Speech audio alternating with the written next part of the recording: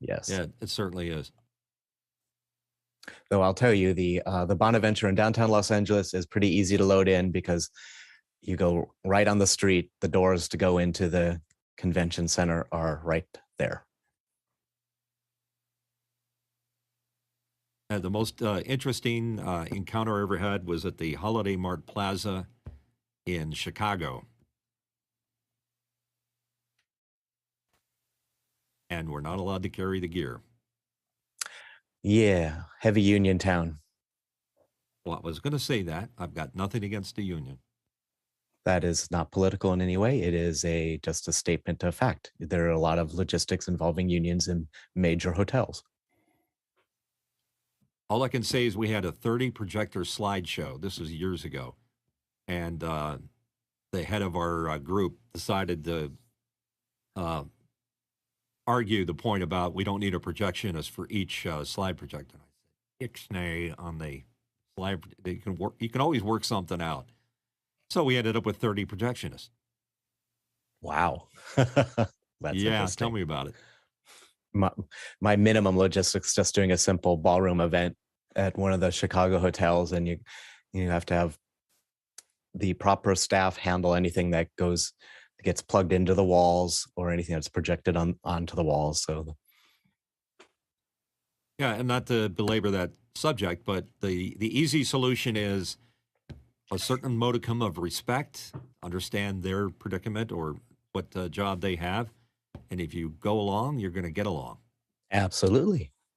No, it's all good. You just have to, it's just another step of logistics. Yep. If you know what you have to do, then you take care of business. A little less than 3 minutes out.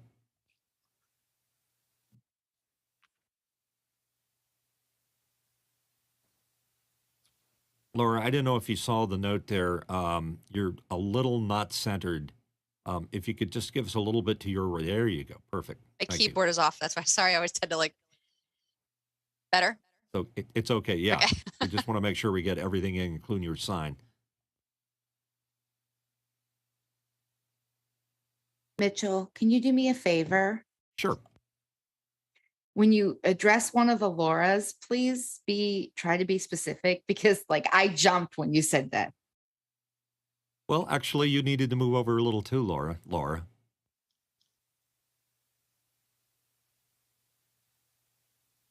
There you go. Perfect. Ms. Thompson, sorry.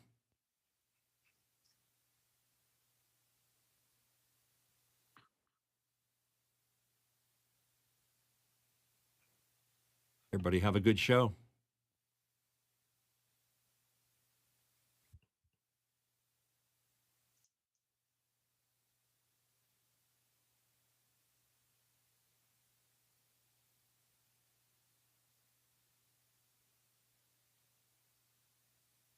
And ASL Laura just disappeared from my screen.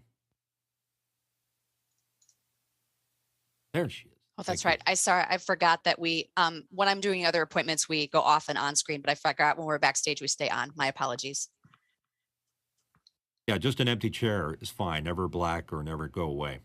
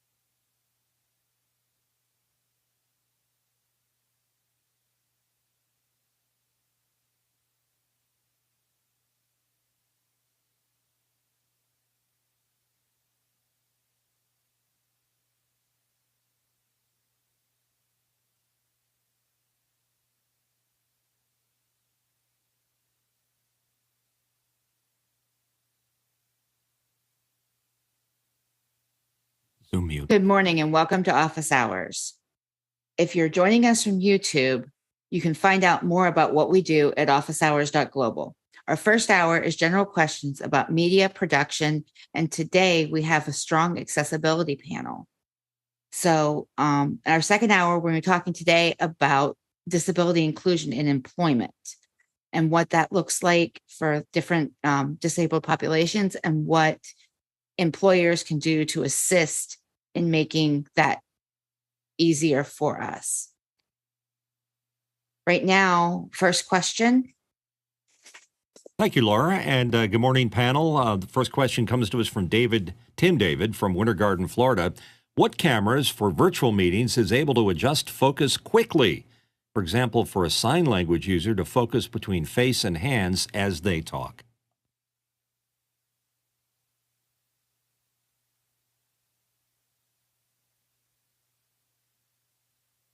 I think Brendan is up first. Yeah. So I have some experience doing meetings and everything, and I noticed that I tend to turn off autofocus because it was just we'll keep doing that, and if they'll change in the lights or anything like that, I take off autofocus. So always want manual focus, and I sit in the same place, and then you're fine usually, and you can just leave the camera on how it is. If you sit, you're fine. And right now my camera is Nokia, so I can just leave it. Oh, mine is interpret correction. Mine is stable, so it doesn't move around or anything. So, because if people move around, that's very distracting for a deaf person or interpreter. It's hard. It becomes fuzzy. So my advice is a stable camera, manual focus. Michael, you had something you wanted to add? Yeah, same what Brendan just said. Autofocus off, and then it's interesting with virtual, for example, like we have the hearing interpreter and everything. Usually they're in this box, and they have a small box, and they're always very close. And so they have to practice to be in that little area. And that's gone through a lot of, interpreter training programs to make sure their signing space is small.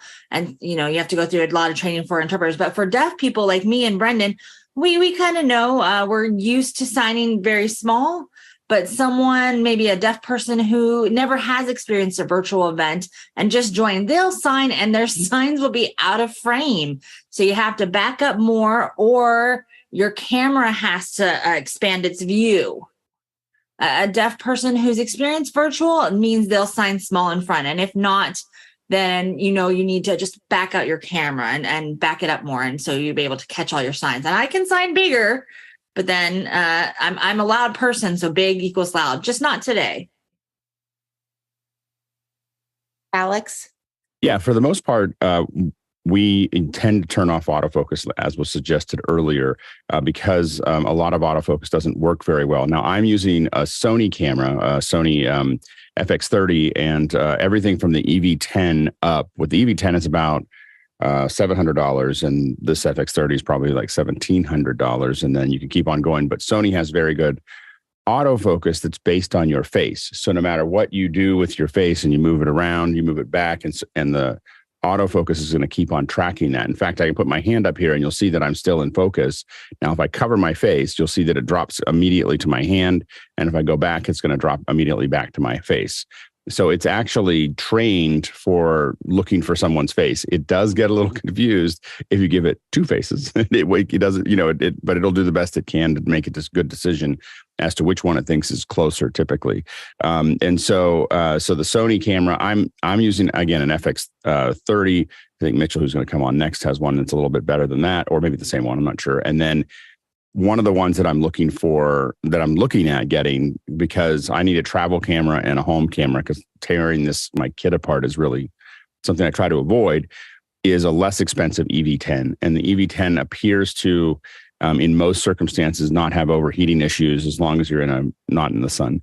So, and that's a much less expensive version that has a very similar autofocus capability. Go ahead, Mitchell. Yeah, Alex is spot on, especially with the Sony range of cameras that have probably one of the best autofocuses out there. Alex is using an FX30. I have its earlier big brother, the FX3. They're almost identical. They certainly are in terms of what they do. So I think you're going to get the same results. But the interesting thing about the higher end cameras, not necessarily web cameras, is that they do such a great job of locking on your eyes. For example, if I were to roll back, it's going to remain in focus, and you might notice that my sign is more in focus because now the focal plane is at a different spot. So I think if I was moving my hands around a lot, it would be fine. And even if I got them in front of my face, you're still seeing my hands almost exclusively. So autofocus on the higher end cameras works great. The question is, at what point does a webcam need to have the autofocus turned on as it does a better job of it? And I don't really know how to tell you that. I think it generally, the crossover point is based on price. And then once you reach $1,000 for a webcam, which is a lot of money, go with a Sony or a Canon or a Panasonic, but they all have good autofocus on them. Alex, you wanted to jump back in? I'll differ with Mitchell a little bit. I've tested most of them. None of them are nearly as good as the Sony, which I got mostly because Mitchell and Greg Gibson were the two that were using the Sonys, and I actually took most of the cameras for a test. And I would say that Panasonic has a reasonably good autofocus, but it's not nearly as good as the Sonys, and everything else falls off pretty quickly after that. And if your aperture is pretty small, so or your chip, the sensor size is small, it won't matter as much because most things are mostly in focus anyway. And so if you put it in autofocus or in manual focus and you lean in and out, you'll stay in focus. The reason it becomes so important for me is that I turn the aperture very open so that my background gets more blurry.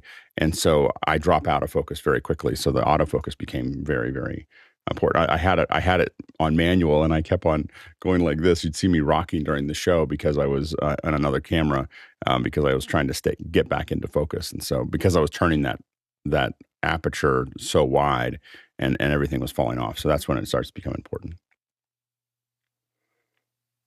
Yeah, very much so. I know with my C920 occasionally will just go out of focus and I'll get a ping from the back and go and fix your focus. So yeah, the higher end cameras aren't immune to that. Some of that sometimes. Lori, you look perfect right now. Okay. Next question coming up from Robert Green in Los Angeles, and here in our panel. Does anyone use what3words.com for more precise map locating when a street address is not enough? And there's an example of how to get to the AMC in Glendale. Go ahead, Robert. All right. Well, I was just curious that this has been out for a while now, but I don't think it's gotten a lot of adaptation. And I think it's kind of a cool thing because it can get you within like 2 or 3 feet of any particular spot. So if you look at that map example, to get to the AMC, it's in an outdoor mall. And if you want to meet someone in a specific place in a big venue, street address is not enough. You can kind of get very precise into the bottom corner where that little mark is. And it uses, the website what3words.com, and then it adds 3 words and that will geolocate you to a certain position. And I was kind of hoping it would get a more use and get more popular because sometimes it's not as useful. So I'm just curious if anyone else has checked it out and it might be useful accessibility wise for getting somewhere very precisely instead of just a street address. Go ahead, Alex. I know Twit used to use this for the brick house. Yeah, so I guess my question is for Robert. You set your own location and then you give it just 3 random words. Is that or it gives you words? I'm not quite sure how the mechanism works. You put in a street address like a regular map, and then you move the arrow around, and it'll assign 3 words to that specific location. Oh, got it. And then you can send that out, and that's telling someone exactly down to the foot, 2 or 3 feet. Foot. Yeah. So go ahead. So like if if I want to send someone to my location and maybe my backyard and have them go down the driveway, I can put the spot at the end of my driveway. Then they would know to go all the way down to that very specific location. Got it. Yeah, because because what I use right now is just sharing my location from my phone, like I'm here, or this is the location there. But it seems like this one's more general. You don't have to share it with anyone. You can share this with as many people as you needed to, right? It's not connected to anything. It's just three random words that it assigns, right? Correct. 3 random words it assigns, and then it comes up with a very simple web address. I mean, that's the address right there to the place where I marked the AMC.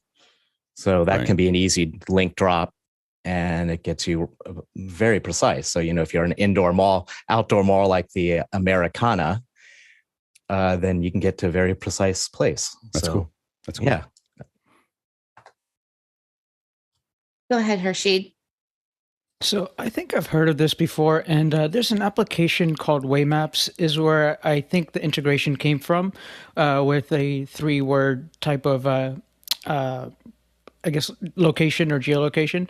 I think that the hardest part about any of these technologies is traction, and certainly that this could work out great for us, but it's the adoption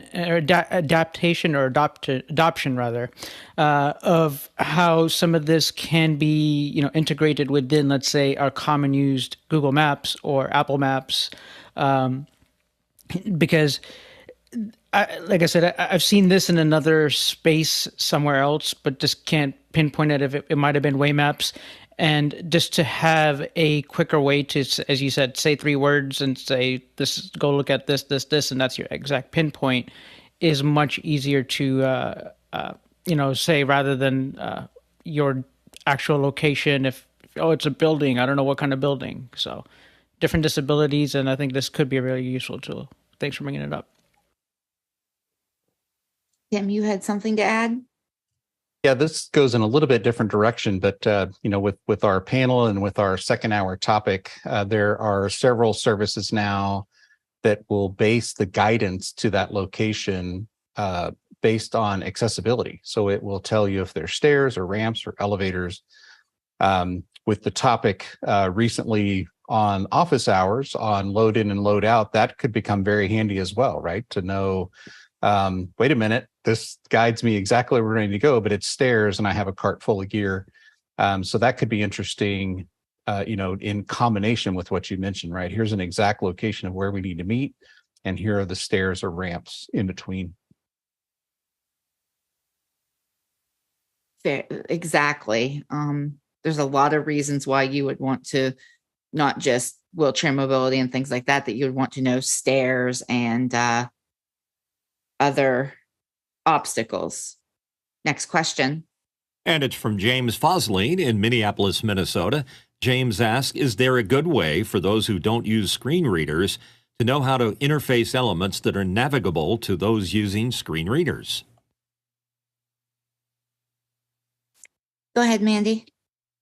Well, the elements that are properly labeled and navigable using the keyboard will work well for a screen reader user. For websites, documents, and PDF files, using the proper hypertext markup language, also known as HTML, to label the elements properly will help a screen reader user navigate. Screen reader users utilize single-letter quick navigation keys such as H for heading, B for button, E for edit field, R for region. There's a few other more that can get you through some form controls, and we can also pull up lists for the elements. And one good example of an element that web developers have started using less or even stopped using entirely over the years would be headings. And if you're just using font changes to indicate a heading, that doesn't help a screen reader user navigate to that information quickly and easily. So defining the elements, making sure you know that that text is a heading, and we can move through those again in documents, websites, and PDFs. Now it used to be more of just a website thing, but now that carries over to PDFs and documents now. You can have headings and navigate by those in forms mode. Also, if you go to the WebAIM, it's WEBAIM, I believe it's .org. their Wave plugin tool is pretty good at giving a user-friendly evaluation of your website. And I've used it and I like it because there's no login needed. It loads right inside the browser. So if you're on a web page that is a portal that you've logged into, as long as you're logged in, it can actually grab that and actually look at those elements, even though you're behind a login wall. Go ahead, Brendan. Oh, thank you. Yes, that's a good point that was made. I think that when you're talking about a website, simpler is better, right? So you don't want it to become too complex. So you want to make sure that it can track. Also, I would say if you're using something like, let's say, NVDA, and like JAWS, one of those two things would be a good application. Or if you're wanting to do something like we were talking about before, like if it's not working, then you have to make modifications and switch to something else. On a phone, of course, becomes more complex. Your approach becomes more complex when you're using an app. So you want to make sure that the reader, you can read the list, the form properly. So I think, just being aware of that.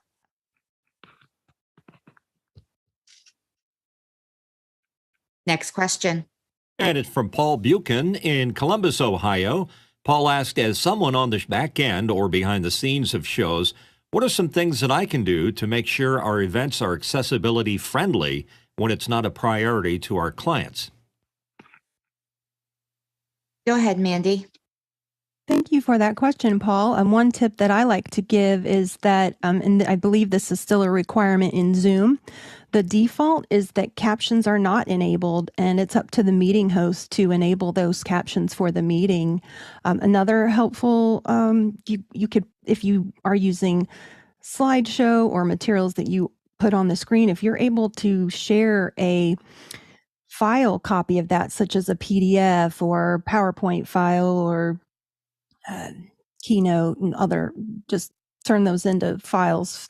That would be helpful for individuals who use screen readers and magnification software, because when they're viewing those slideshows in Zoom, it's a smaller window like you're seeing me in right now, and it's difficult to see text and other information in those slideshows typically.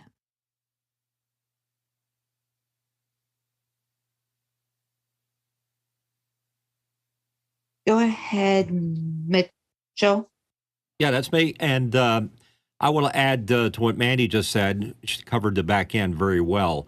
It's also on the front end. You can do things. My good friend Hershid Trivedi and I have had many conversations about how I can be more descriptive when I'm giving an answer to explain what it is that they're seeing if we're showing something. And I think that's fairly critical. Hershid's been training me over the last few years to get to that level. So it's not just a back end thing; it's also a front end thing. And as far as the show goes. Go ahead, Brendan. I think you're right. I think turning the caption on is a big problem. I think typically many Zoom meetings, when they're organizing, they think that it automatically generates. But that's the problem. It's odd. The default is off. So I think it has to be manually turned on. So I think that's the constant struggle. And 3 years ago when COVID happened, we dealt with this, just having to ask the host, please make sure you turn on, the captioning.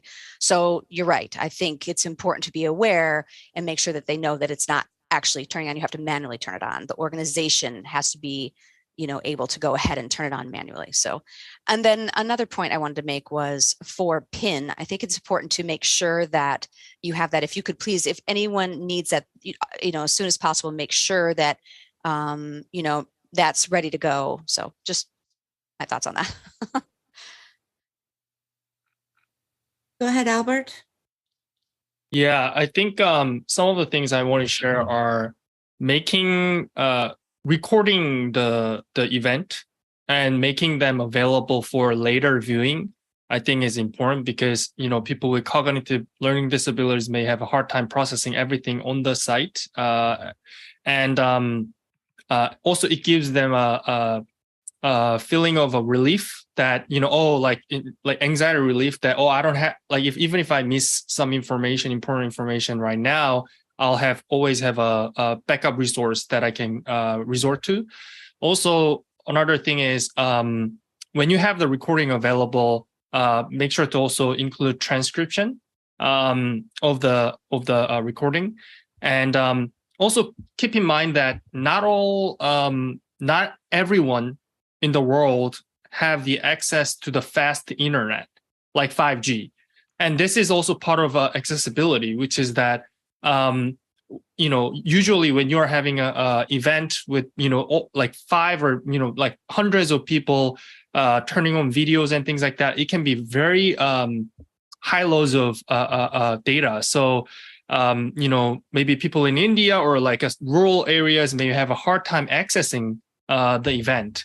So for Zoom, you can join via audio call, right? So things like that enables people far away or who don't have equal access be able to access your event as well. And one last thing is, if the event will have any kind of content that may trigger PTSD of the audience or anxiety or has any kind of sensitive information, I think it's always good to give a previous like warning beforehand so that audience can know. Also making it inclusive so that and it's okay, maybe like saying things like, oh, it's okay if you need to take a break or something like that, so that you create a safe environment for everyone.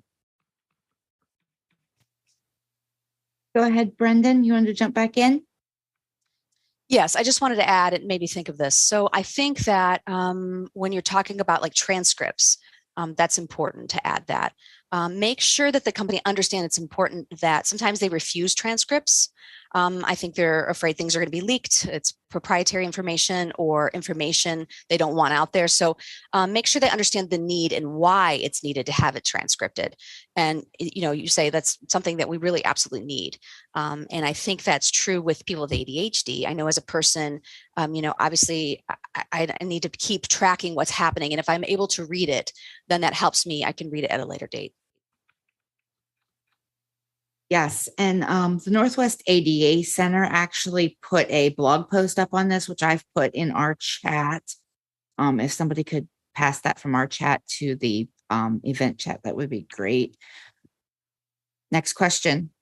And it's from you, Laura. Laura Thompson in Beaumont, Texas, asking, has anyone on the panel had an interaction with a service dog? And what questions did you have about that interaction? Go ahead, Mitchell. Yeah, it's interesting. I guess the easy answer to that question is don't interact with the service dog. The service dog is always working, even when it's just sitting there at a restaurant next to their master.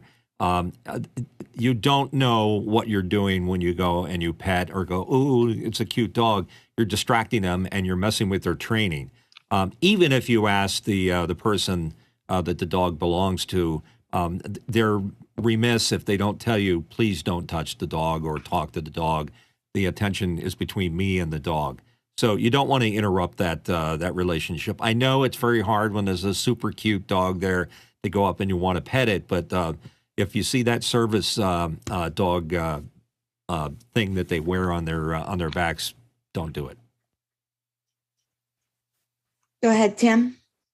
Yeah, I agree with Mitchell. It's important. It's tough. This cute little fuzzy face is staring at you, and you just want to show it some love. But it can be dangerous, right? If this guide dog gets used to that interaction with a human, and somebody's relying on that dog to safely cross the street and gets distracted, that could mean serious injury to somebody. So it's very important, and it is tough. But feel free to ask questions. I mean, I say that I'm not a guide dog user. I don't want to impose anything on anybody, but it's better to ask and make sure you're doing the right thing than to make an assumption. Well, it looks like the dog's on a break, so I'm going to go up and show it some love. Definitely ask. But I agree with Mitchell. take some time to educate yourself on the importance of that, and and keep everybody safe, keep the animal itself safe, and the person using that dog for assistance safe.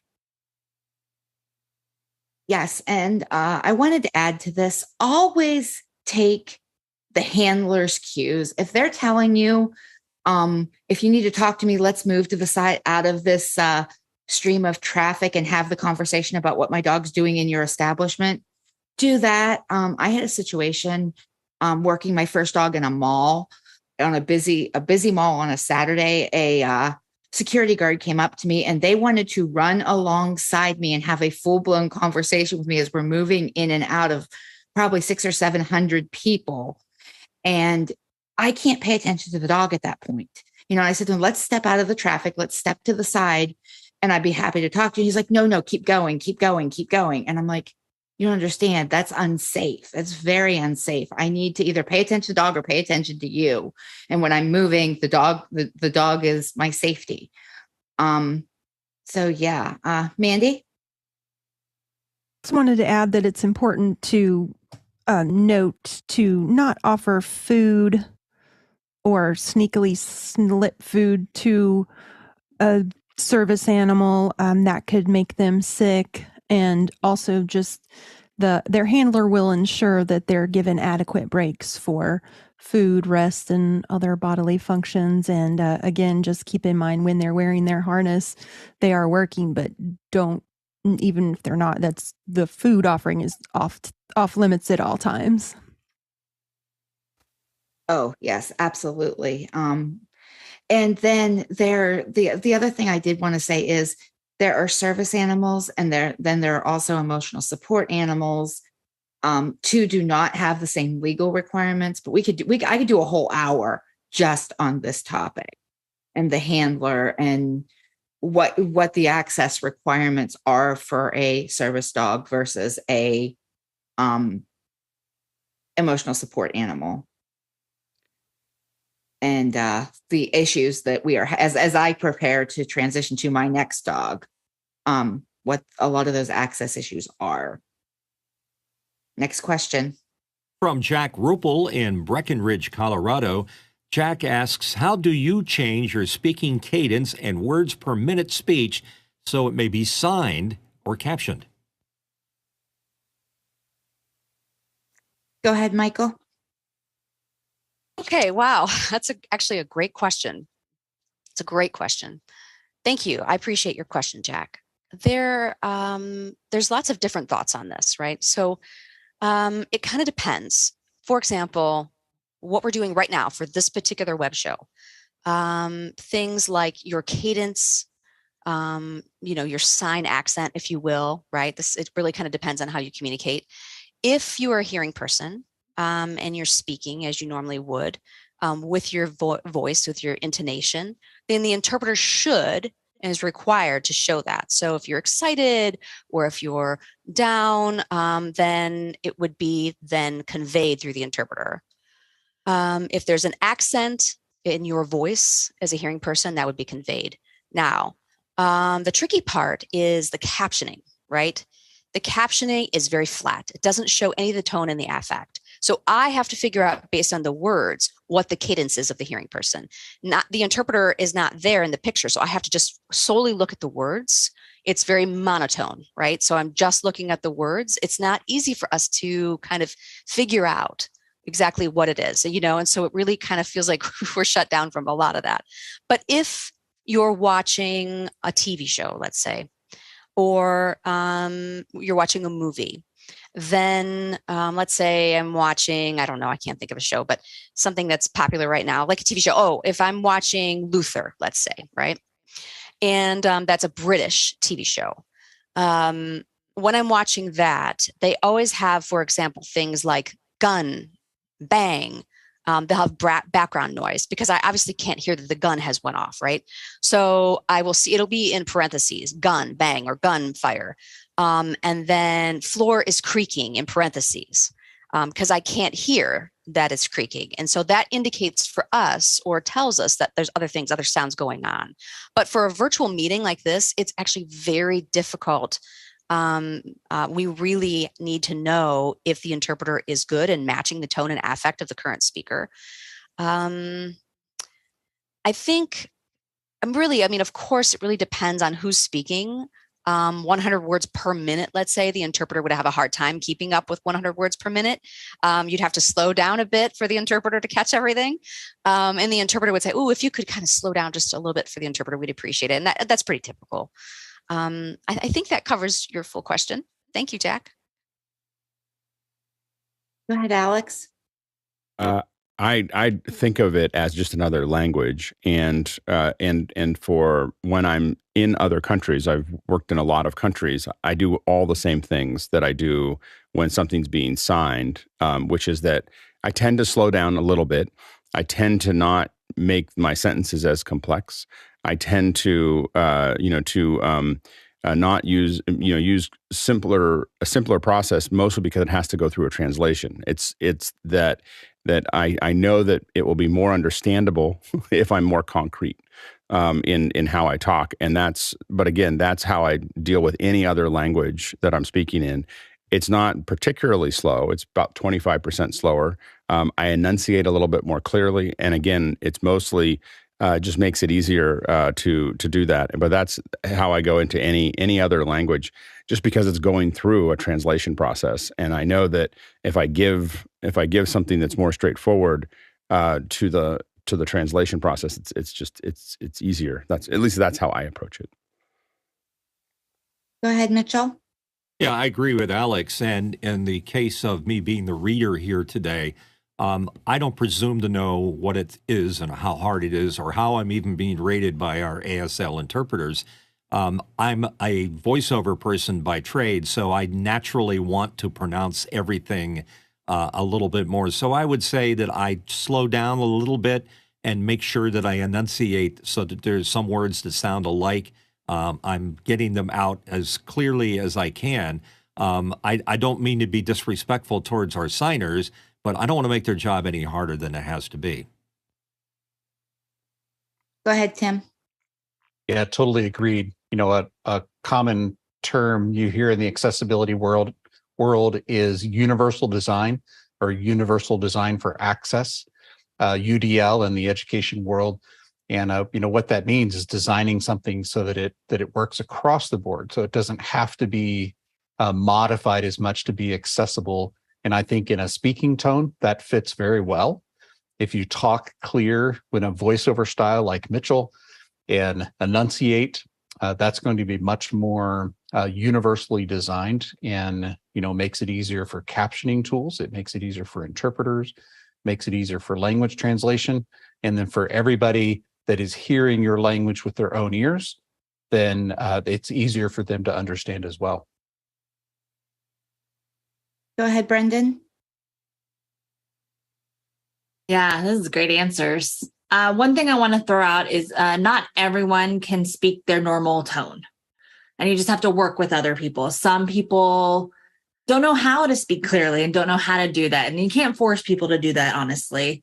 Other people have different disabilities too. So I want to throw that out there, that you want to work with what they got.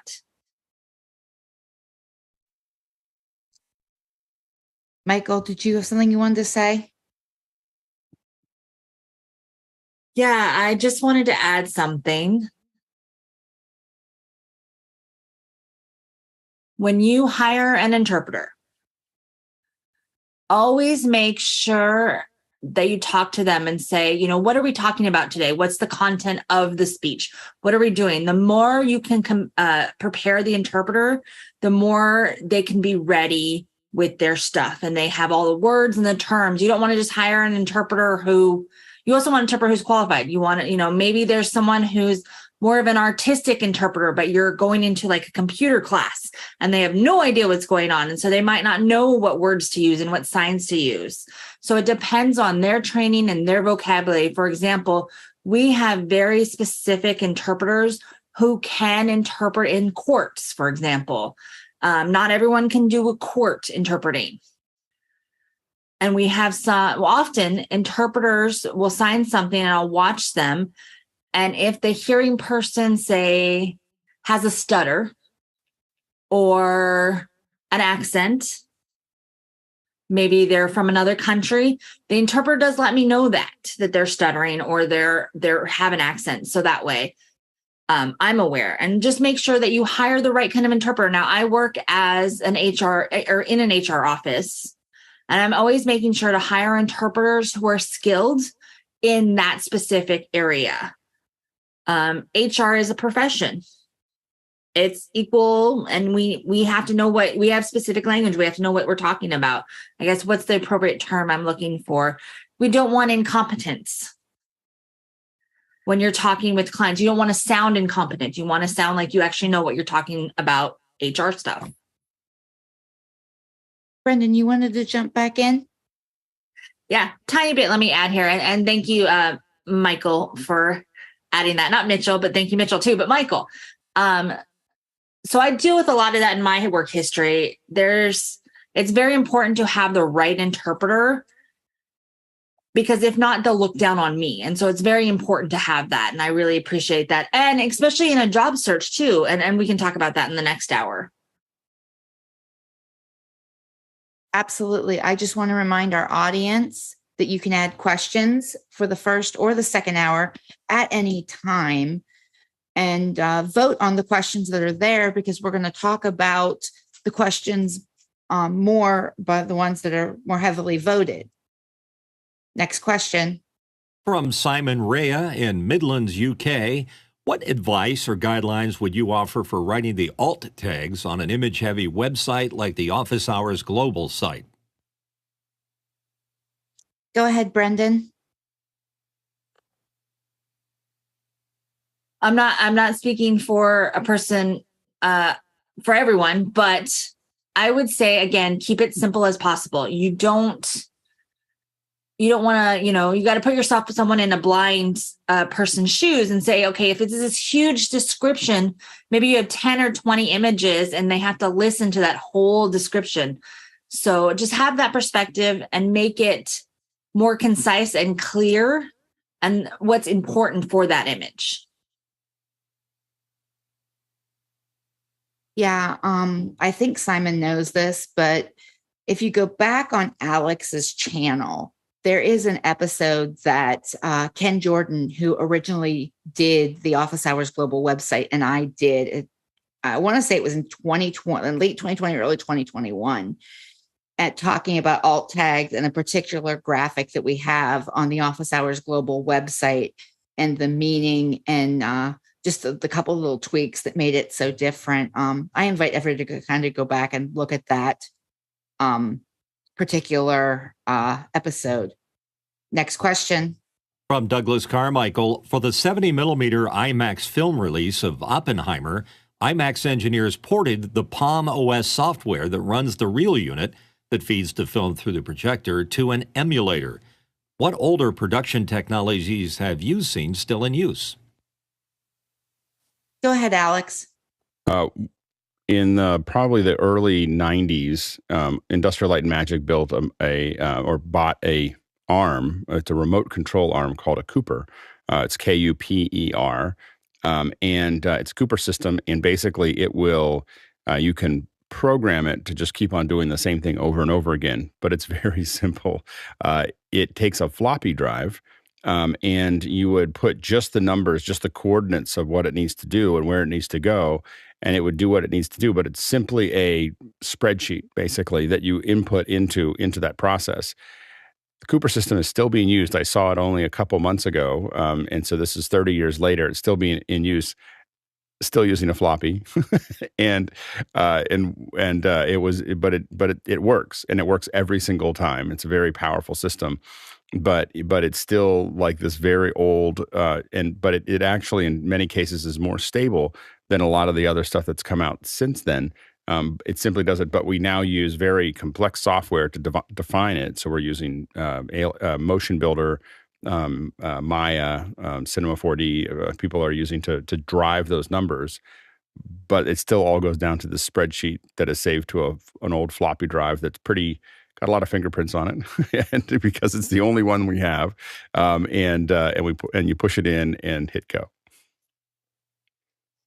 Wow, Alex, that is kind of scary if they would ever lose. I imagine ILM somewhere has stockpiled parts for it. I'm sure that they could find another floppy drive somewhere, but there's just one laying around that gets used all the time, and yeah, it's clear that it's been used a lot. You talk about a single point of failure in a production. Oh wow, that would give me pause. But I guess after 30 years, they kind of know it's just going to do its job. Next question. From Simon Rea in Midlands, United Kingdom, is the panel aware of any tips to make ChatGPT's responses more concise or otherwise more screen reader friendly? Go ahead, Albert. Yeah, so I'm really excited that there's a question about ChatGPT because I'm an avid user. So for ChatGPT, you can actually put in prompt. In your prompt, when you ask questions, you can add at the end, answer concisely. Or you can even give a specific limit to the number of words. For example, if I want to ask, like, what is quantum physics versus what is quantum physics, you must answer concisely. Or describe quantum physics in less than 100 words. Then it'll answer according to the prompt. If you want, and I want to also share another option. I know ChatGPT, you have to pay, but there's also Bing search, right? Bing, Microsoft Bing search. And Microsoft Bing search has, you can choose the accuracy level of the answer. So there's creative, there's balanced, and precise. And if you choose precise, answers are going to be very concise, and it'll be straightforward chat. So if you want to go that route, so that you don't have to keep writing down, adding in the prompt in less than 100 words or concisely, then you can just go to Bing and type in the prompt and then choose precise mode first, and then type in the prompts there. And by the way, Bing uses the same ChatGPT. Microsoft Bing uses ChatGPT to work with the Bing, to make the Bing. So it's the same thing. Also, about Bing, you can actually ask in different languages too, not just in English. In the search bar, you can write in English or Korean or different languages. And there's one more thing about Bing that I really use often is that you can actually speak to the Bing and then hear back the answer. So I don't even use a screen reader at that point. You know what I mean? So you can speak, and then it'll respond back in voice. So on the search bar, there is a mic. It's different from dictation, but you just ask question and then it'll respond back in voice. But for that, if you want to ask in different languages like Korean, other than English, then you need to change the language in the Bing system. So it's on the same page, and then you need to change the language to different language. And then you need to ask question via voice, and it'll respond back in that language. Things like this are some of the ways. But I guess if the person who asked question is more familiar with ChatGPT and already familiar, then the only thing you need to do is add in the prompt, add like a condition, like a less than 100 words, or answer concisely. Alex? In addition to the length of the answer, you can set up how you want ChatGPT to answer the question. So you can say, you are this kind of person. You are an engineer. You are a teacher. You are a programmer. You can define where its reference point is of how it's going to answer the question. And then you can also tell it how you want to answer it. So for instance, I asked, my daughter and I were talking about ChatGPT, and I said, explain gravity. You are Richard Feynman, and explain gravity to a fifth grader. And what it did is it took the reference of what it knows about Richard Feynman, and it answered the question in reference with the word cadence that would be an average fifth grader. With the examples are from school, the processes, so you can set a lot of diagrams. You can even do things like change the Lexile score. Lexile score is the complexity of the text. So you can say, answer this question with a Lexile of 400 or 1500. And it may not be perfectly accurate to that Lexile. I tweeted this out, and the Lexile group pinged me and said it's not accurate, but it does make a marked difference in the complexity of the paragraphs if you change those scores around. So there's a lot of, in addition to length, you can also have it be answer in simple terms or in more complex terms. Go ahead, Brendan. Yes, I think that's good that you can make it at a fifth grade level. I think it's important to note too, for accessibility purposes, I want to have language options, and that really does help. I always, when I'm setting something up, I usually put it at about a third grade level. I think that's accessible for most people. And especially for the deaf world, I think that's most accessible. Most deaf people don't read beyond a third grade level. I think that's helpful to make sure that it's accessible for that community. So very good. Cool. Yeah. That's something I haven't actually completely waded into yet. So I'm this conversation has kind of got me going. I want to go look at the Bing thing. Next question. From TJ Asher in Minneapolis, Minnesota, looking for both a still and video camera recommendation for my vacation next year. Looking to travel very light, used my iPhone with great success last year, considering an Insta360 or similar to capture video if it can be edited to normal view. Go ahead, Mitchell. I think you're already on track using an iPhone. I mean, even my ancient iPhone 6 is going to do a pretty good job of doing that. I would be concerned about going to an Insta360 because if you're on vacation, it means you're moving a lot and you may be dealing with it handheld. It's so tiny and finicky maybe that you don't want to use that unless it's part of a vlogging solution. If you wanted to go with something outside of your iPhone, I'd go with like a Sony ZV series camera, which does video and still, and it's like a handheld DSLR, and it's I've got one over my shoulder. I can't show it to you easily, but that probably would work best for you. If you make it easy, you'll use it more. And you need something that you don't have to worry about unpacking it and setting it up. So I think that iPhone is still your best bet for light and easy. Go ahead, Alex. Yeah, I'll beg to differ with Mitchell in this area. I think that the Insta360 X3, it looks like a great camera for this kind of thing. It can be put on a selfie stick, and you can simply walk, and it will in post stabilize it based on the movement of the camera. And so it'll stabilize the image, and then you can also pan around in that image. And the Insta360 software is really good. And with the cameras that we've tested so far, I have found that I take the camera. I took this FX30 on vacation a couple weeks ago. I take bigger cameras on vacation, but I almost never use them. I almost always use my iPhone because I need the GPS. I need the information that I have there, that I need when I took it, like all the things that come with my phone.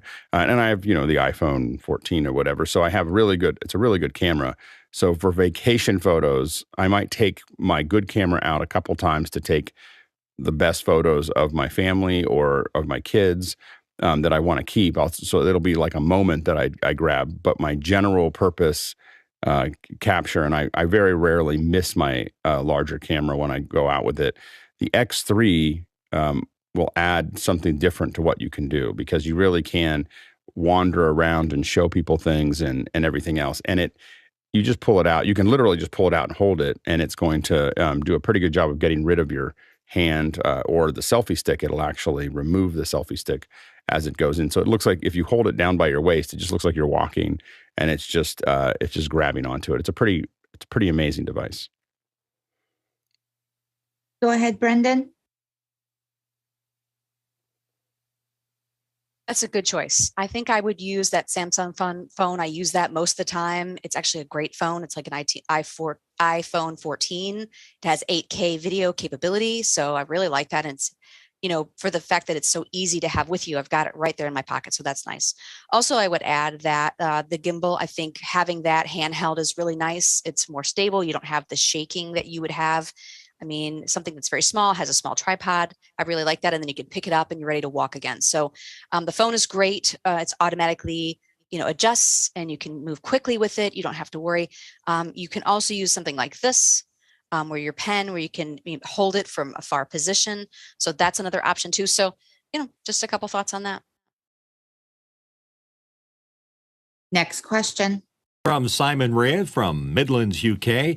Do you have any advice for people joining a Zoom call from a laptop to reduce the camera shake that can occur when using a built-in laptop camera? Go ahead, Brendan. Yes. So you want to make sure that it's on a stable surface, right? Not on your lap, where your lap's going to be more apt to move. Obviously, a stable surface makes sense. Then that's going to solve a lot of your problems. A tripod or something like that, something that's stable, that's not going to shake. So I would definitely try to fix it at some location. You want to make sure, you're not hitting the table, which could jar your laptop as well. If you can get some sort of, sometimes they fall off, like if you have, or ones that are like, something that you can stabilize on the top of your laptop so it doesn't keep falling. If you can adjust it to where it's not going to move, that would be recommended. So yeah, that would, and just don't touch it, right? Once you get it set up, don't touch it again. So. Go ahead, Mandy. As Brendan stated, a sturdy desk or table could reduce movement of the laptop, although if the shaking is caused by using the keyboard or the touchpad on your laptop, for that, I would suggest what I do, using an external keyboard and mouse to minimize the amount that I have to touch the keyboard. And if you don't have much space for the keyboard in front of the laptop, you could use the keyboard tray or just use the keyboard on your lap. Alex? I almost always separate whatever is holding my camera, whether that's a laptop or a camera or a webcam. I separate that from the table that I'm working from. With an air gap. So I have, like, for instance, on this case, I have it on a separate tripod, but I might put it on a monitor, but that monitor will be on a separate, some kind of separate device that isn't the table that I'm typing on, because the vibration, especially anything as whatever support you have for the camera, if it's the laptop, like sometimes I put my laptop on a stand that I kind of pull open. It's not a very, as the laptop is suspended higher or away, or a camera, the vibration becomes accentuated. So you want to make sure that you're not, and we deal with this a lot with cameras in general. So we're very sensitive to shake. But separating that out with something heavy is usually good. Next question. Next question from Peter Belbin in Houston, Texas. I'm beginning to wonder if Tenet, with dialogue buried heavily versus other sound, was an experiment in pushing more people to use assistive tech. Might we see more of this in the future? Go ahead, Alex. Yeah, there's a trend by many filmmakers to want you to be more immersed in the actual show. So they want you to feel the show as opposed to just listening to the words. And so they've been pushing the dialogue further and further into the environment. And so Tenet is is probably one of the most likely examples. And the irony, of course, is that you can barely understand what's happening in Tenet when you can hear the dialogue or see the dialogue. When you understand everything they're saying, it's a hard to follow movie. And when you So when you can't understand all the words, it becomes very difficult to understand. It's a completely different movie if you turn the captions on. For most people, I don't think that they intended to do that, but I do think that the unintended consequence is that that I know that my family will not go to a Christopher Nolan film in the theater because they can't turn the captions on. They have like there's certain filmmakers now that my kids and my wife will just go, I want to see it at home so that I understand what's happening. And so it's an interesting thing that people are, that the way that the audio is being mixed is actually pushing some people out of the theater because they need the captions on because the dialogue is so embedded into the background that they don't understand what's happening. We leave the captions on almost all the time now, like it's with the newer shows because it's hard to understand what's going on otherwise. Go ahead, Mitchell.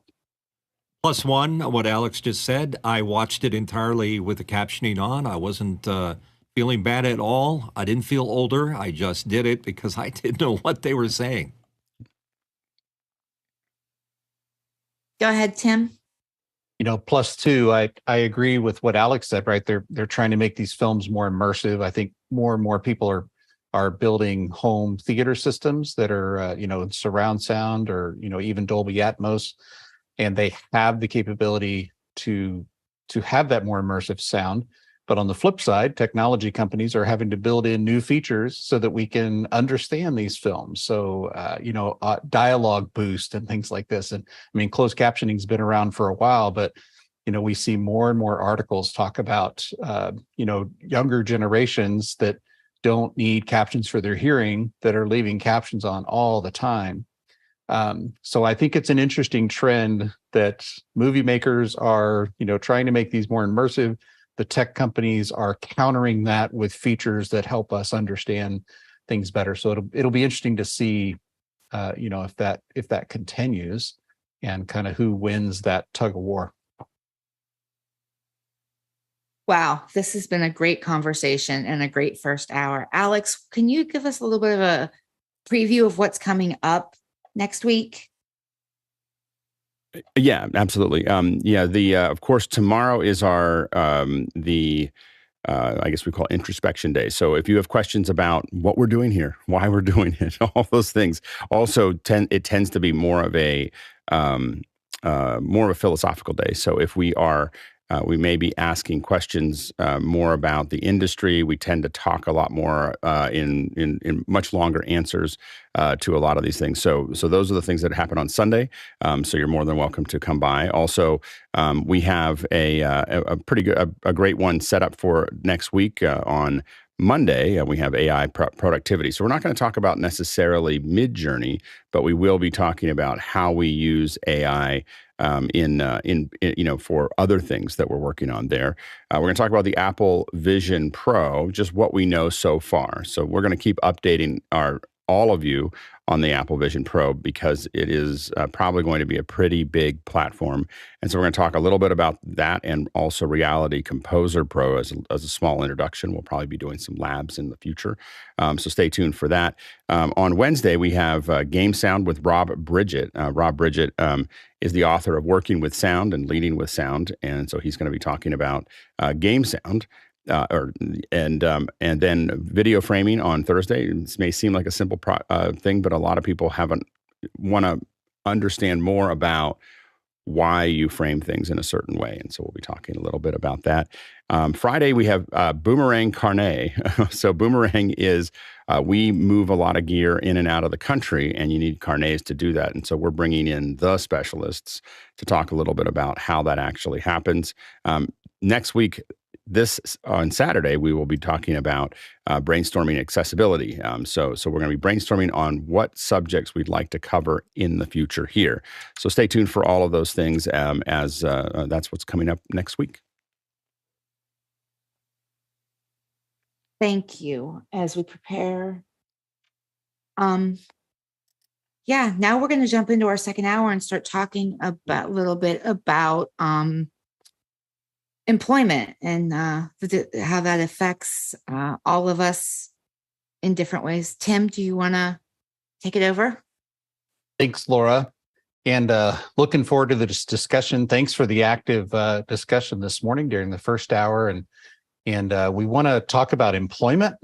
We've got a great group of folks to ask questions of, both from an accessibility standpoint and accommodation. We've got folks that understand the accommodation side, what's needed. And then we have job seekers with disabilities on our panel today. So, we want to hear from them. We want to learn, what they face, so that if you are an employer that has someone with a disability apply for a job, how do you accommodate them, and how do you make sure you're giving them what they need to be a successful candidate in your job and not excluding them? A lot of people, it's really easy to see an accommodation request come across and refuse that because you think it's going to cost too much money and you've never even given that candidate a chance. So we want you to hear from folks. We want you to hear some statistics about the employment market for people with disabilities.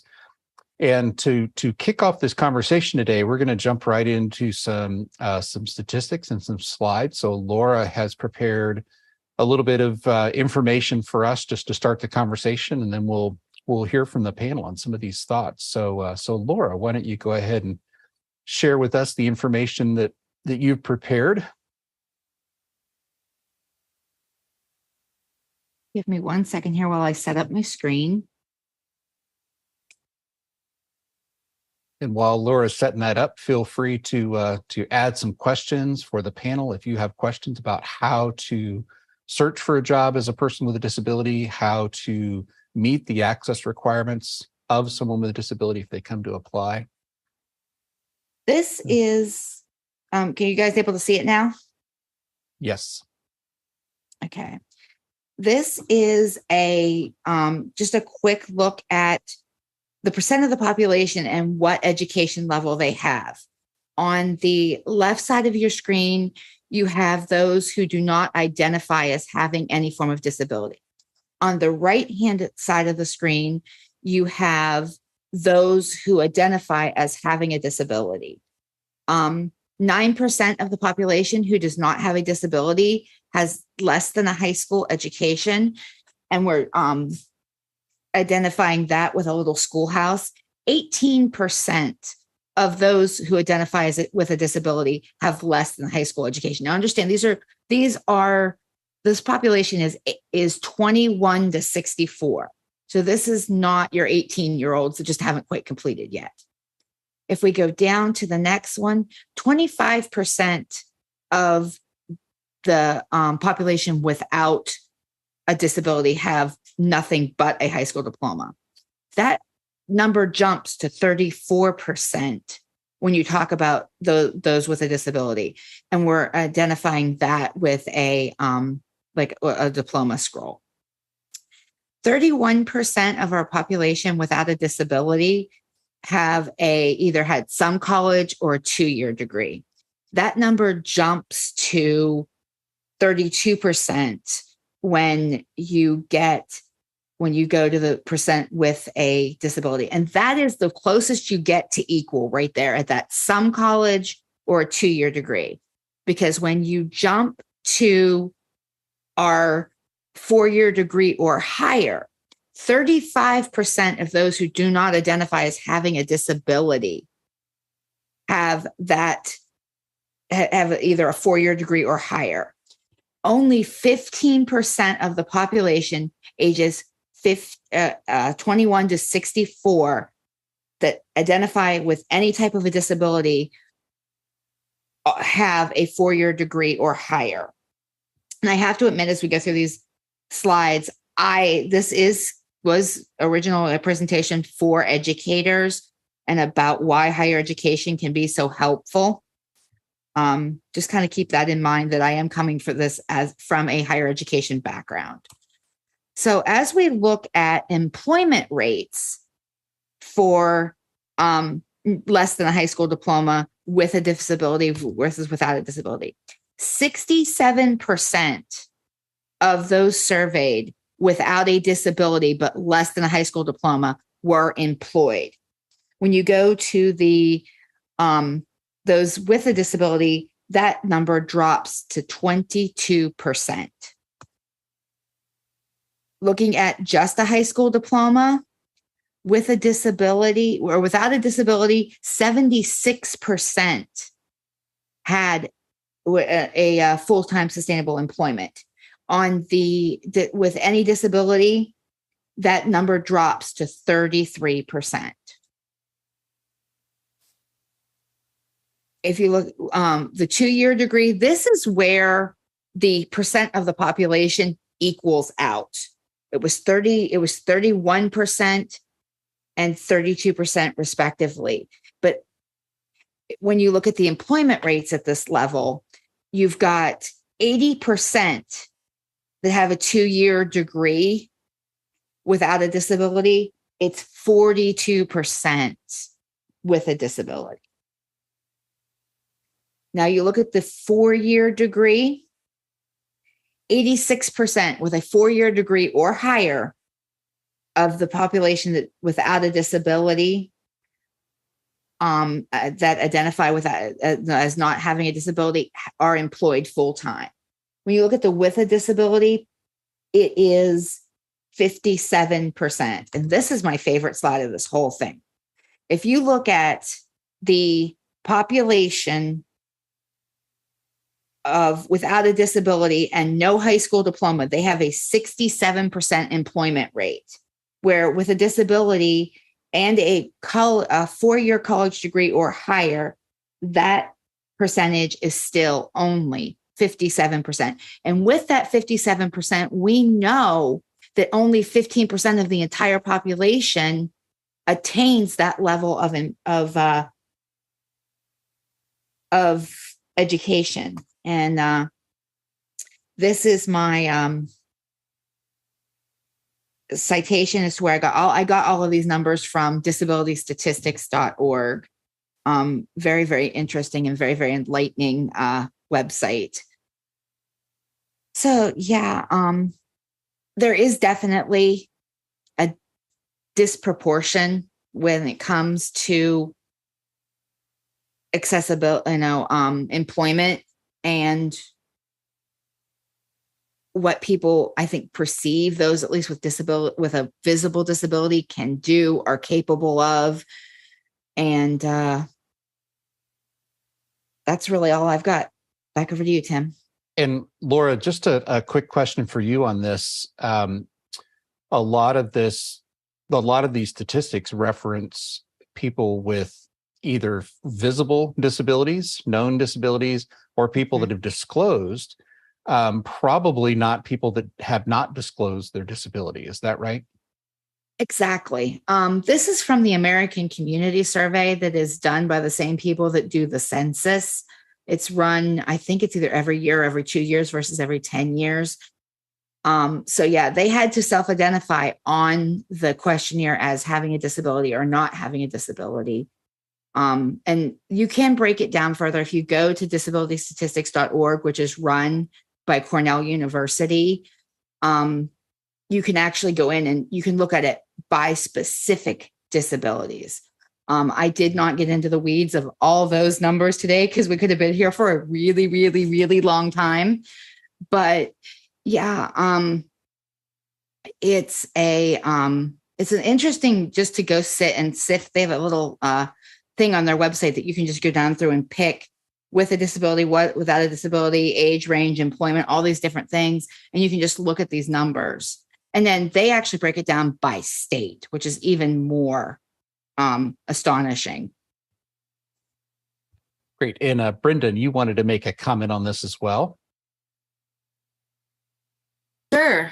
Yeah, I want to put that on. Those are great statistics, Laura. Thank you. It shows what the real, how the world is and what the reality of it is. And education aside, so there's a specific population in the disability. For example, say you have a deaf person. We might have more access to we have more problems too to get a job. Like we have communication barriers, and then we have people who say, "Oh, I'm not going to go to work because of that. I'm not going to work because I have to not only apply for the job, but I also have to fight for my accommodations and everything." And that's hard for someone just trying to get a job.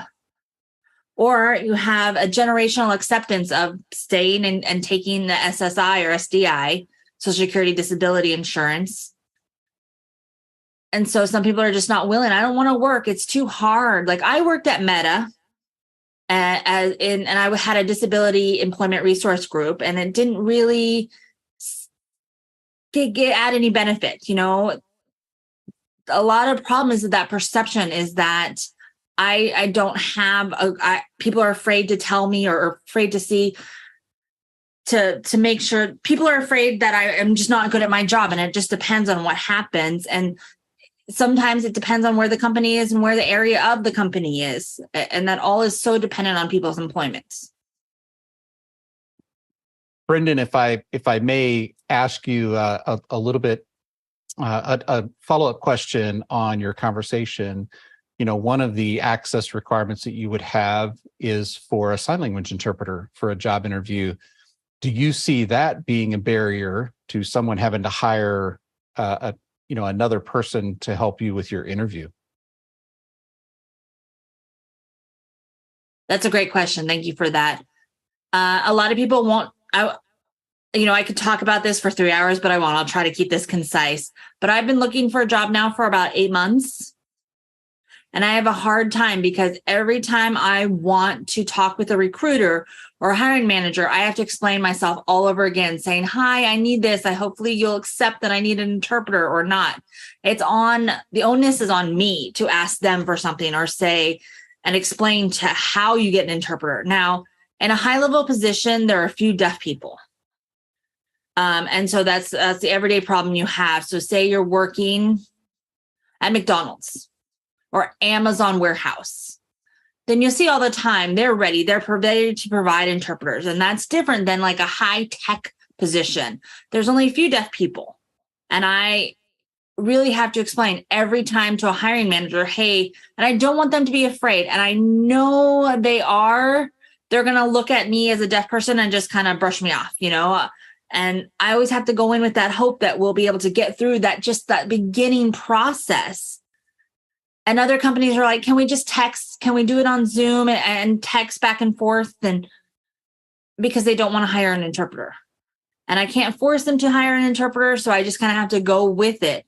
And that makes me look less, because if I don't type fast or I misspell a word or it's not fluent as it is with an interpreter, I'm out of the job. I'm done. Or you're right, the cost consideration. Some people, oh my gosh, how do I do this? You cost so much because of the interpreters and everything. If it's a big company, they have a big budget. If it's a small company, it's harder to work with them. They're more concerned with the everyday daily budget of things. And, I'm going to go to this person who I have to, spend less on. Thanks, Brendan. These are important things for people to consider. Harshid, you wanted to comment on this as well. Yes, it's interesting that we always read the equal opportunity on most jobs that are filed out there, but what does equal really mean to each individual? For me personally, I've been unemployed for quite some time now, and knowing my skill sets, it feels like I have to go back into the woodwork shop and go get another skill. And by the time you go gain all of these skills, you still find yourself where, employments, you might have a couple gigs that might sound appealing, but when getting through the process of it all, it doesn't turn out to be a profitable or employable job for lack of better terms. So I think, the fact of that, a person needs to go learn new skills every so often. So, for example, learning a screen reader once you're losing sight. I did that process. I don't know how to read Braille so far, but I want to go learn that process. Now, yes, that's going to help me in an employment situation, but is it really going to help me, or is it going to enable me to do better in life? when I look at it is learning something like Braille. I could probably be a host or what have you and read all the questions through Braille and not have a screen reader yapping away in my ear. So I would be more engaged with my audience. But for example, the jobs that are available nowadays, they are quite a few remote jobs. But it takes a whole process to get to those remote jobs, because when you start looking online, they're like, oh, you got to move to this state or that state. And some of the agreeables aren't that easily recognizable, or, you have to watch out it's not a scam. Because I found out is, we're being preyed on as disabled people, that people throw scams out there just to get your information and your for other scam stuff. And so where do you kind of draw the line between, hey, it's easy to go find a job, and then once you get to that job, okay, I'm using a screen reader, but then I need a script to use your voice over IP phone system. Do I have those resources? Is it easy for me to call my local agency where I live, or am I going to be able to find somebody that's remote that's going to be able to teach me, again, those skills? Because ever so often it feels like we get thrown back into the bucket and say, okay, go learn WCAG, WCAG, who? Web Content Accessibility Guidelines. Well, within that, I feel that when we take some of those parameters and we teach people, as I am every day coming onto office hours, I get to learn from the other perspective. I'm kind of tired of learning in my own disability pool, because we're all trying to do the same thing, but we're not teaching the counterpart about how can we just be equal, because we all like to go to the restaurant and enjoy a good meal. So how could we do this together? And I think this discussion is really important, and thank you so much for bringing this about. Thanks, Harshid. Michael, you'd like to chime in. Oh, sorry, the interpreter used the wrong name sign, Michael. I wanted to add, thank you, Tim, for your follow-up question. I appreciate that. What Brendan had said pertaining to interpreters. I think that's really a big issue that's happening for many deaf people right now when they're applying for jobs and positions. Allow me to give a little bit of background information about specifically for deaf people in job searches. So I was actually born deaf. I never heard a sound in my life. For many people who are born hearing and later become deaf at a later age, it is very different. It's a very different experience. So I'm kind of speaking for the group of people who were born deaf and never heard a sound, or very little. So the challenge that we face compared to those hearing people is that hearing people, when they're a baby, they grow up and they grow up the same, but hearing people really, it's those people in those groups, like if you're reading a book, let's say, you can hear the news, you can hear things going on around you. Hearing people hear all of the words, all of the information, and all of the rules and everything, what comes for this or what comes next. They learn grammar. Deaf people are never able to hear grammar. They're only learning grammar through that context of learning it in class. They're not learning it organically. So when I'm writing a word like stuff, let's say, you don't add the S, like if you're learning how, like for stuffs. And I keep forgetting that. If you're talking about lots of different stuff, I would write stuffs to make it plural. And they'll say, no, you don't need the S because you don't hear the S, right? I don't hear that on an everyday basis, that people aren't saying stuffs.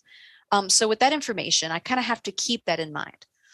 So when we're talking about specifically for interviewing for jobs, a high percentage of deaf people who apply as a deaf person to a company, like a residential school, often deaf people will apply to an organization that's deaf-owned, deaf-run. There's less of a chance if you apply to a hearing organization that people there will be able to communicate in sign language, right? Versus an organization that has deaf people, deaf-owned, deaf-operated.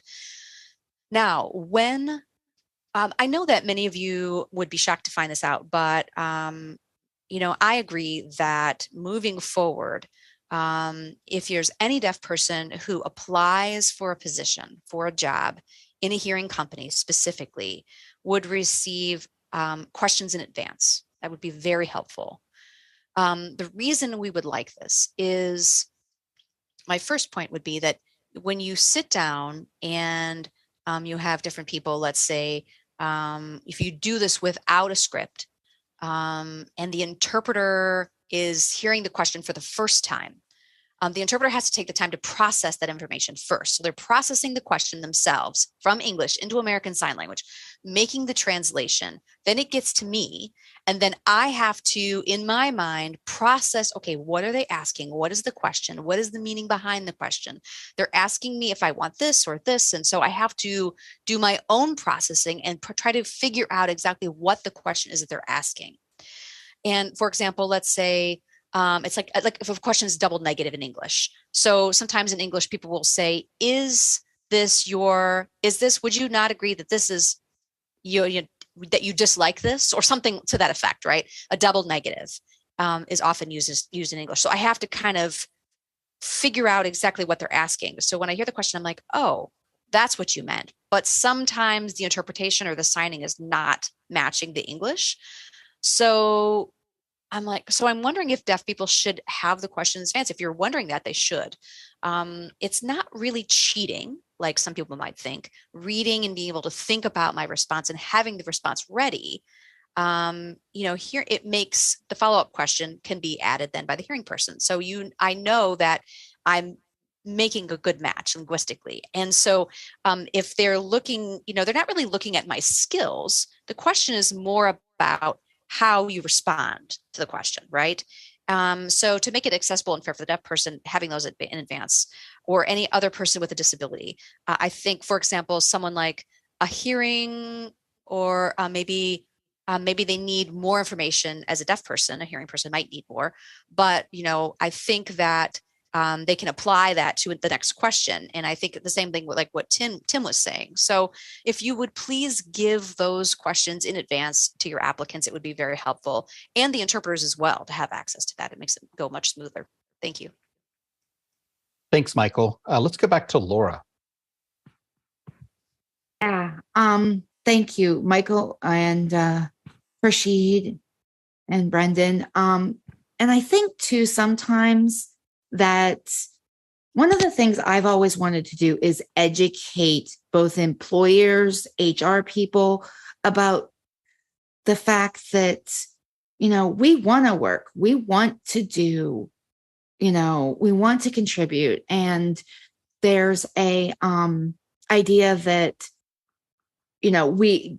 also a disability does not equal mental functioning always. Because I can't see doesn't mean I can't think. Because I can't see doesn't mean I can't hear. Because I can't hear doesn't mean I'm not smart. And I think sometimes they think either that there's a lot of misconceptions in HR, and that's why there's an entire website, the Job Accommodation Network, that I've handed pamphlets from them to different employers I've worked for at different times, because they were arguing with me about what my rights were as an employee, or what they could and could not, or did and didn't have to do. But yeah, this is extremely, so I do want to say, I think part of it's lack of education. And it's kind of sad that those of us with disabilities have to be so educated. I made a comment when I worked for one big box retailer that I almost had to be a employment lawyer to do my job on a daily basis at a big box retail store as a floor employee, because of the things that my management and that did not know. Thanks, Laura. And I hope more will have discussions like this, right?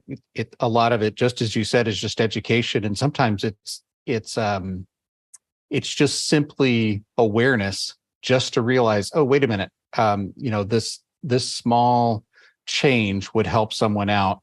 and we'll give them a chance. So sometimes it's not a major accommodation. I forget the exact statistic, but for access requirements or accommodations, there's a statistic that says most of those, I think it was greater than half, don't require any cost. There's no additional cost to those.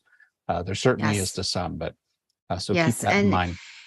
And the other thing too is I don't want to stand here and say, because I have been on the other side of it and I actually managed to fight and win, and I'm not going to go into details, but I had a manager who seriously did not like me because of my disability, and things were happening to me in terms of my schedule, in terms of what I was offered as far as duties at that company, based on the fact that my manager really did not like me, and that was only based on my disability.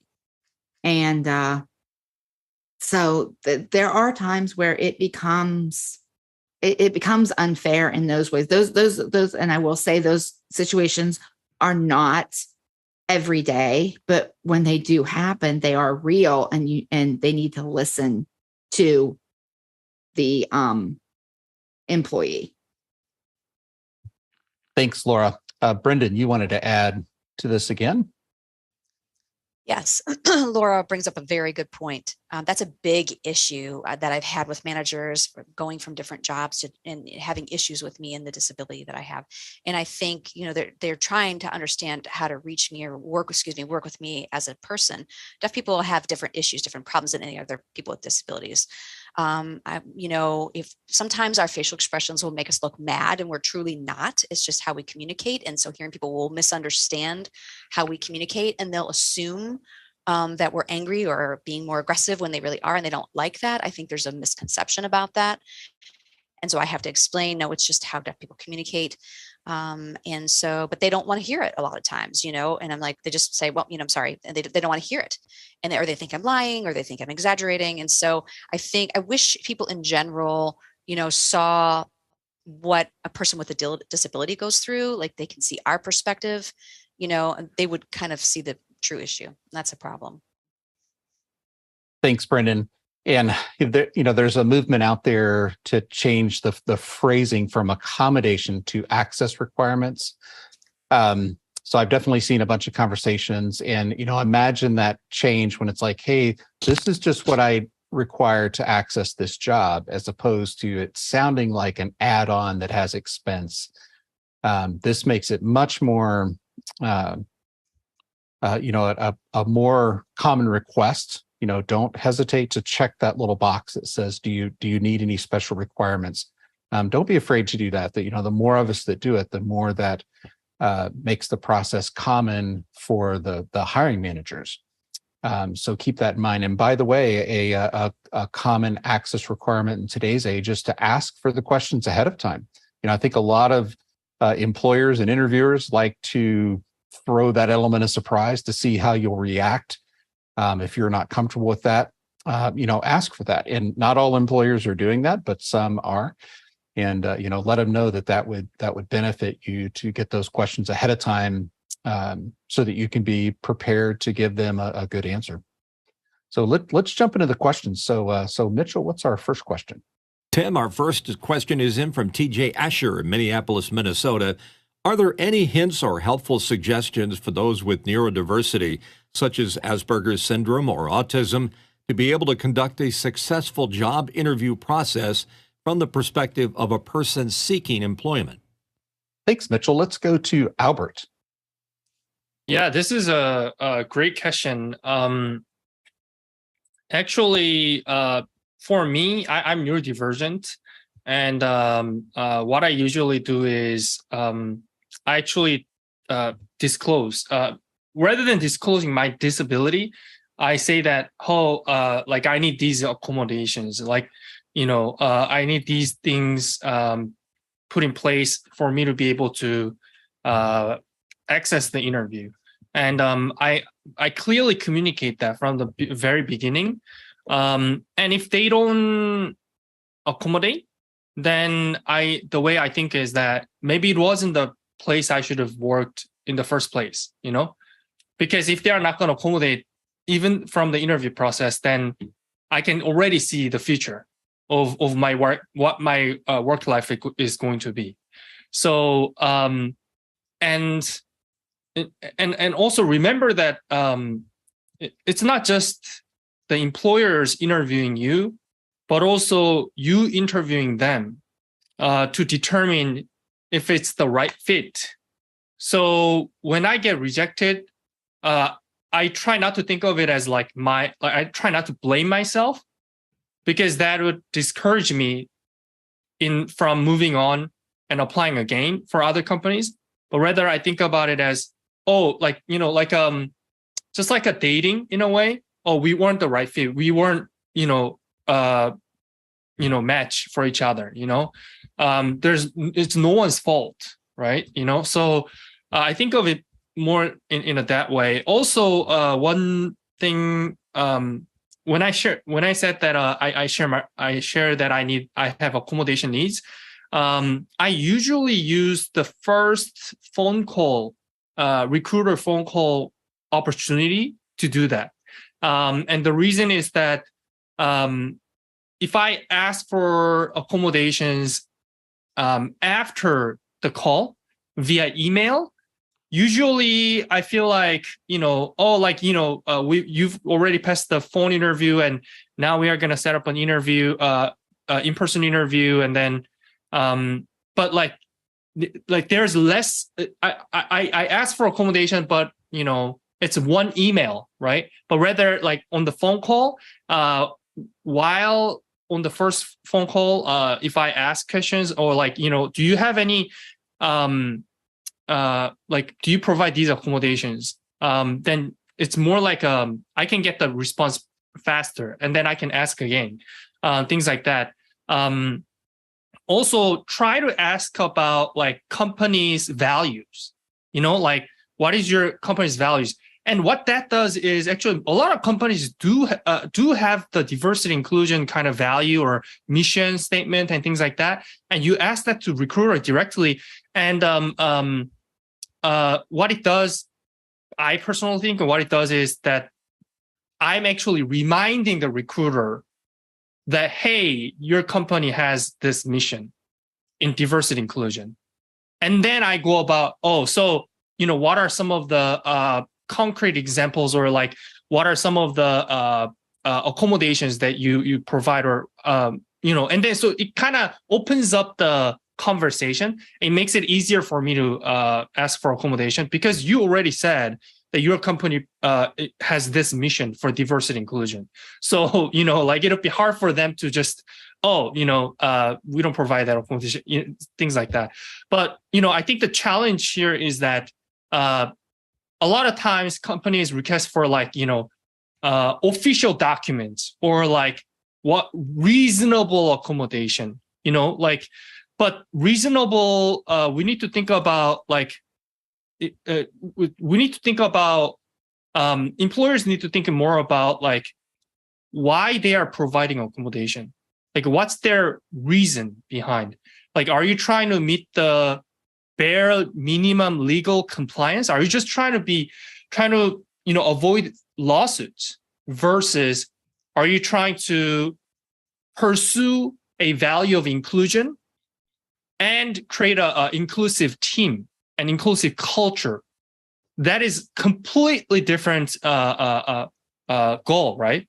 So if your company's mission is to create an inclusive team organization, then obviously reasonable accommodation doesn't really make sense, because what is reasonable? That's very subjective.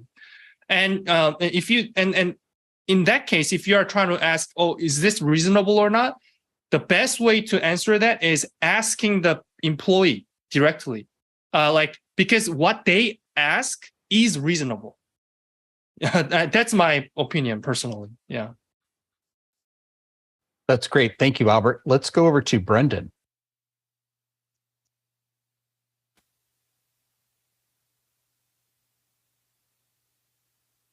So before, when we were talking about interview questions, that is something very important. That's definitely a key to ask for that in advance, because people with ADHD or other neurodiversities have a hard time processing things on the spot, or they might miss something.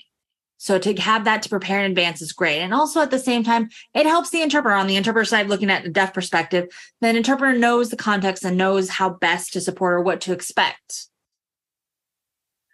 And thank you too, Albert, for that, for asking for accommodations and everything. I always think about that too. When I was at Meta, I didn't have an interpreter. So that there was a lot of misperceptions and there was there's a lack of communication and everything. I thought I shouldn't have to ask because it's a big company, and I was wrong, obviously. So to anyone who just don't avoid it, ask for accommodations. They will provide most of the time. I haven't had a problem since, maybe 1 or 2 times, but there's still improvement now. And it's been more improvement now than 15 years ago. Thanks, Brendan. Let's go over to Mandy.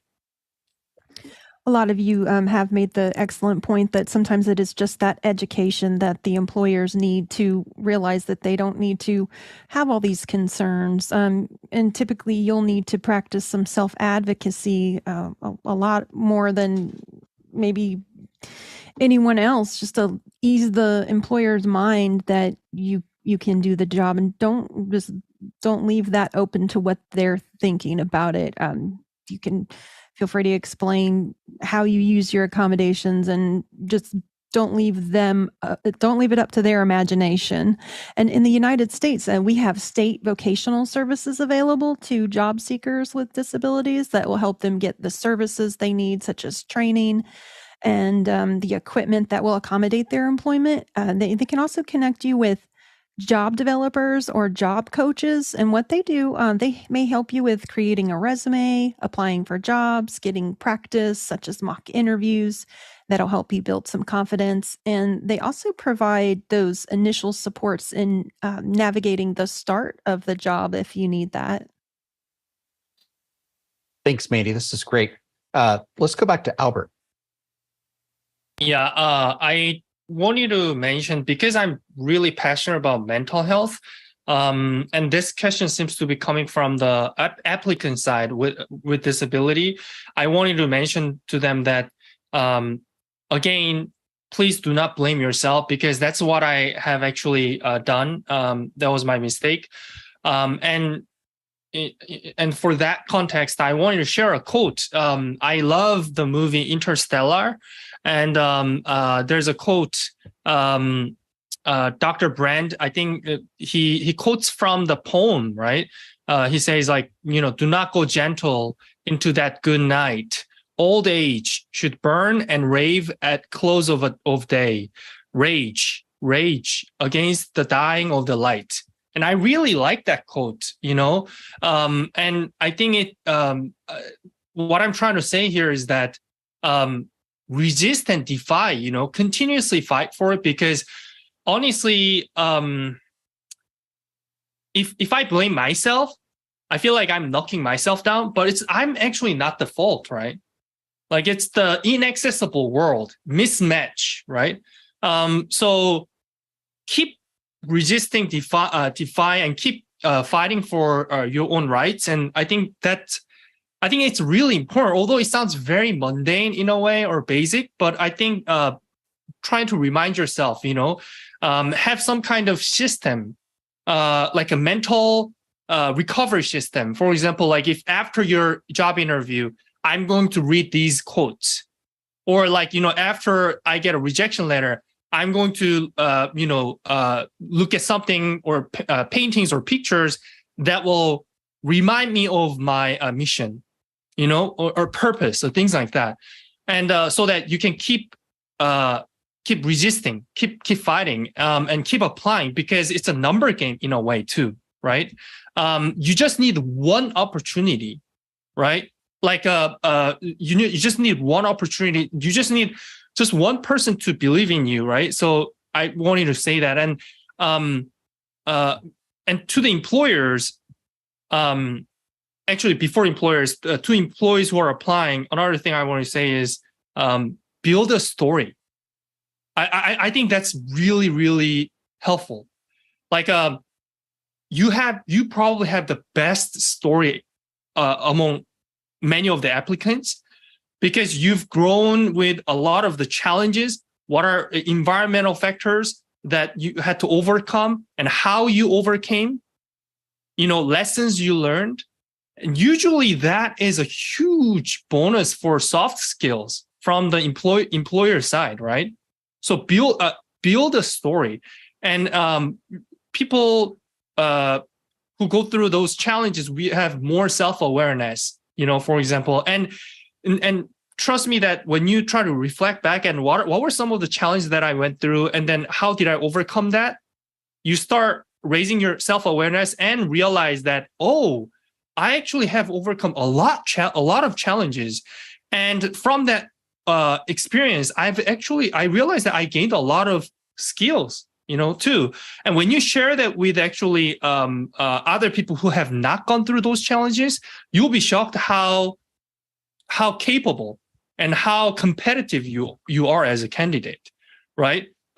For something that is you took it for granted, right? Like in a way, like it was such a natural thing. It was like a obvious thing that you thought everyone does, but actually that's not true. Not everyone has that skill. For the employer side, I wanted to mention that I watched a documentary called Born Rich by, what's the name?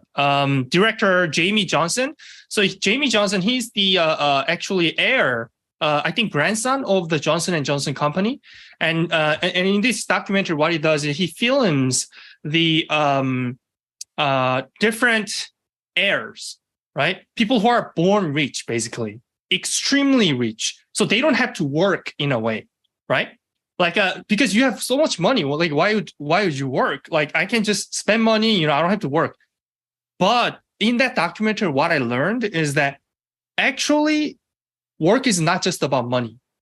And people who are not working were actually not happy because they didn't feel like, there's a meaning in life in a way, right?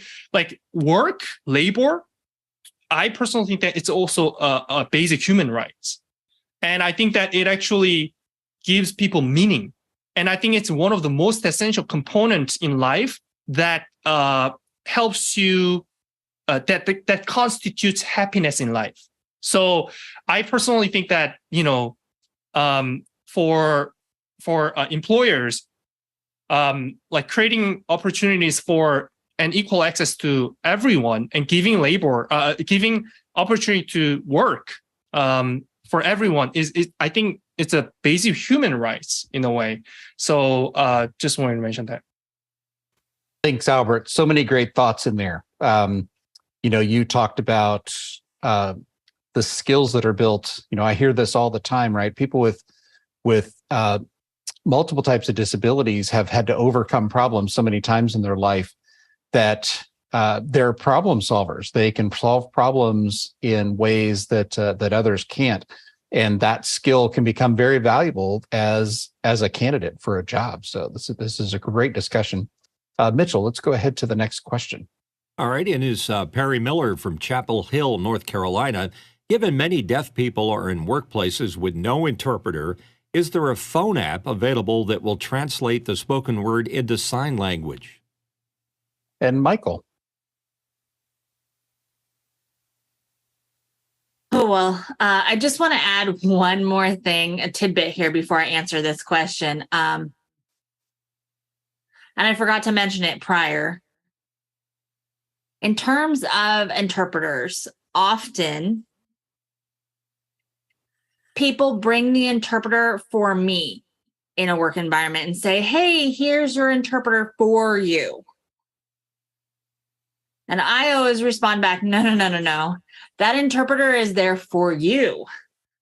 I don't need an interpreter. Hearing people, you're having to use the interpreter to communicate with me. So you flip the script a little bit. So just keep that in mind. And I always say, hey, deaf workers, the interpreter is here to the deaf workers, but it's, I never say for you. That's one thing to mention. Now, to answer this question, to be honest with you, I don't think we will see that happen in my lifetime. To have an app, maybe in the next decade, maybe longer. Let me give you an example. So right now, the word run. If you, as you know, the word run, you can use it so in many different sentences and context. For example, I would sign, and so you can watch this sign and see the difference here. So the water is running. So this sign for run. I am running the meeting. Different sign for run. I will run the committee.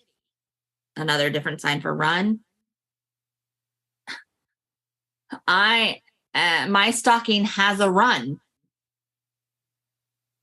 My nose is running. There are so many different ways to sign that one English word run. So, and you know, as Michael or Mitchell here, you've sneezed, so bless you. Your nose might be running. So that causes problems for an app. And I do know there are some people who will show an app that says, please run the, let's say, I'm just trying to think of a word here. Maybe, okay, we'll go to please stock the shelves. But maybe I'll think when you say stock, does that mean like stocks in the stock market? So I want to put stocks from the stock market on a shelf or something. And an app will say, please stock in stock investments. So it won't use the shelf. So it'll use a different sign instead of using this sign, which should be stock the shelves. I don't need all those English words in there. So I just don't think the apps are maybe 100 years before that actually really is a credible form of communication. But I'll let Brendan, and I can see Brendan laughing there too. All right. Yeah, let's go to Brendan. Well, thank you for that point, Michael. Yeah, captions are not perfect. We all know that like automatic captions aren't perfect. Our audio description on the phone is not perfect. Sometimes it's not there, or you'll try talking and it'll say something different, or maybe your internet connection is no good and it doesn't work. So I wouldn't depend on that. But there are other ways to do it. For example, like Meta, I didn't have an interpreter tons of times, and I'd sit there and kind of do an app where you could do notes app and type back and forth. And that was okay.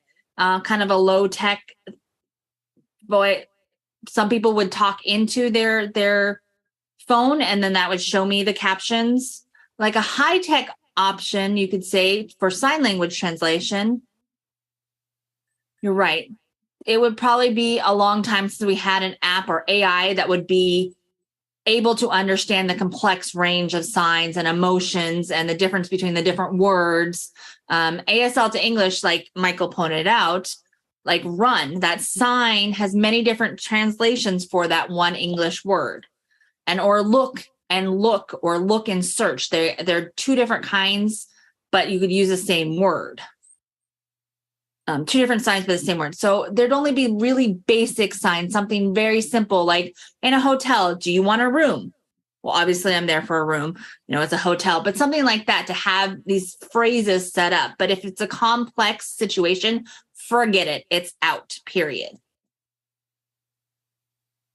Thanks, Brendan. Great conversation. Let's go on to the next question. Chris Clark is here from Tempe, Arizona. Appeals to employers to hire applicants with disabilities emphasize fairness and inclusiveness, or even pity and charity. What about adding self-interest? Many other disabilities have superpowers that can strengthen the hiring organization. Let's go to Laura. Totally agree. And I like this. Quite often employers hire based on legal requirements or the more the because they have to versus what is best. And yeah, there are times that different doesn't mean bad. And I like this, Dr. Clark. I like this a lot. So yeah, I absolutely think that it comes back to educating those employers about what you can offer. And one of the hot buzzwords in employment sometimes is cross-contextual skills and transferable skills. And I think that there are special skills and transferable skills that employees with disabilities have. So yes, I totally agree that we need to educate our employers on those types of things. Thanks, Laura. Let's go over to Brendan. I think that's a very good example. For me as a deaf person, I really definitely want to work as a person with ADHD. I call that my superpower, really, because I'm able to multitask and I can focus on lots of different things. So that really was good for me in the past. I can do multiple things at the same time. So, it's great. And people are like, how are you doing all this at the same time? And I think that's part of my superpower. They're like, wow, that's amazing. They're like, good for you. I'm glad you could do that. So at the same time, companies don't always like things like that because they want to know who in the organization is doing what, because they want to make sure they have the right person doing the right job. So, but as a person, they want to make sure they're hiring the right person for the job. And so, there's lots of different possibilities with that. And that can, like things like Walmart, there's a big difference, right? So it really depends on the company. Thanks, Brendan. Let's go over to Michael. Thank you. Yeah. I think that one of the biggest benefits of hiring a deaf person, as a deaf person, we have a superpower. We definitely do, for sure. The reason we have a superpower is we can't hear anything. So, really, since about age of 13 to now, and I won't tell you my age, but, there are many different jobs where you can do them at the same time. And so, I used to work for Blockbuster Video. And if you remember Blockbuster Video, and I would work for, these big companies where they would have like a factory and they do lots of different things, have lots of different duties. And so, for example, I'd kind of be lonely, almost like there would be no one around me and no one to talk with, and hearing people would be all distracted and talking and chatting, and I'd be here doing my work and staying focused. And often I would tell you 99.9% of the time of all of the jobs that I've had up to this point, they always tell me, take your time, you finish things so quickly.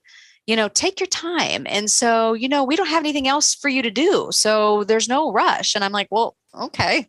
And so if you want me to get my job done, I thought that was what, you should hire deaf people if you want the job to get done, right? Because we're focused and we're ready to do it. That's great. Thanks, Michael. Let's go to Robert.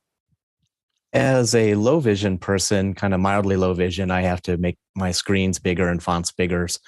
And I like this strategy and aspect of calling a superpower.